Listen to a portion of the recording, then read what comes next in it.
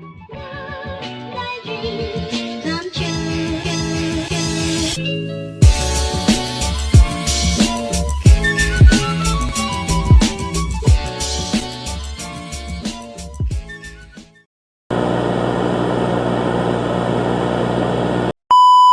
Hai Eleveners, kembali lagi di Eleven Podcast. Dan inspirasi dari SM Negeri 11 Kota Bekasi. Di episode hari ini, kita akan berbincang dengan sosok siswa berprestasi yang tidak hanya mengharumkan nama sekolah, tapi juga ikut menjaga dan melestarikan budaya Indonesia melalui tari tradisional Bali. Langsung saja kita sambut narasumber kita hari ini, Kak Praba Yoga. Halo Kak Praba, apa kabar? Halo, baik. Terima kasih mengundang saya di sini. Sama-sama Kak Praba. Sebelum kita bahas prestasi-prestasi Kak Praba, sejak umur berapa sih Kak Praba mulai menggeluti kali ini? Dan bagaimana awal mula ketertarikan Kak Praba pada dunia tari? Jadi aku mulai latihan tari Bali itu dari kelas 3 SD atau sekitar umur 8 tahun. Waktu itu yang namanya masih kecil, masih polos-polosnya, ya disuruh orang tua, ya mau-mau aja gitu. Terus dijalanin sampai kelas 6 dan akhirnya COVID. Pas COVID itu karena lockdown kan jadinya berhenti tuh sebentar.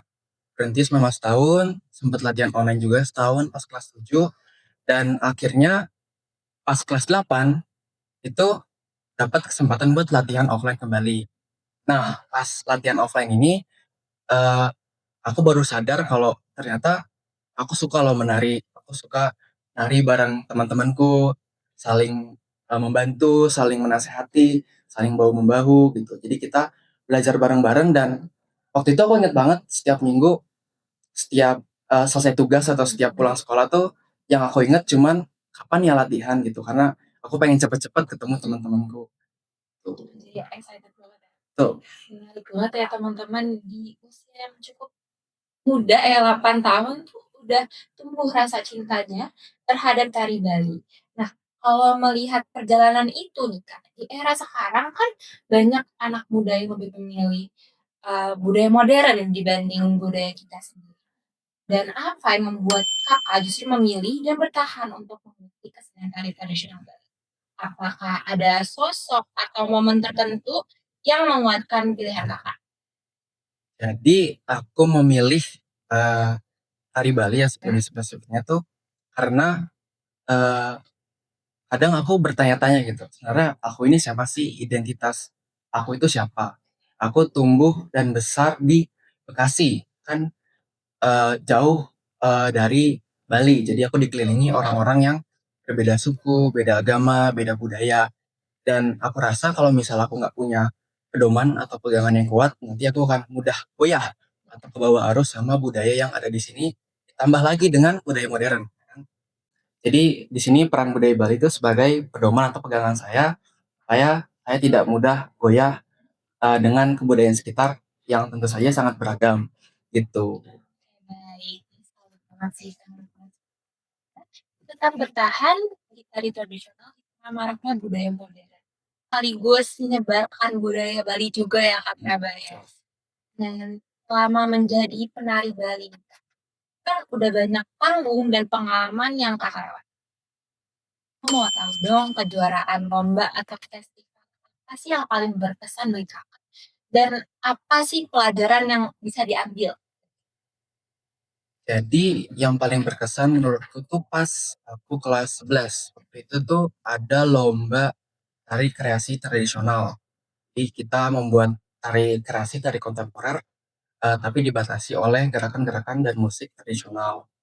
Aku bersama orang-orang terdekatku, kakakku dan juga teman kita, itu membuat tari kreasi. Kita nyari gerakan sendiri, kita nyoba-nyoba gerakan dan juga nyari-nyari musik, dan akhirnya tentu saja kan berat ya latihannya, karena kan kita latihan sendiri dan juga ngebuat tarian itu sendiri. Terus banyak juga yang telah dikorbankan, banyak waktu yang korbankan, banyak uang, tentu saja, Tenaga. banyak tenaga.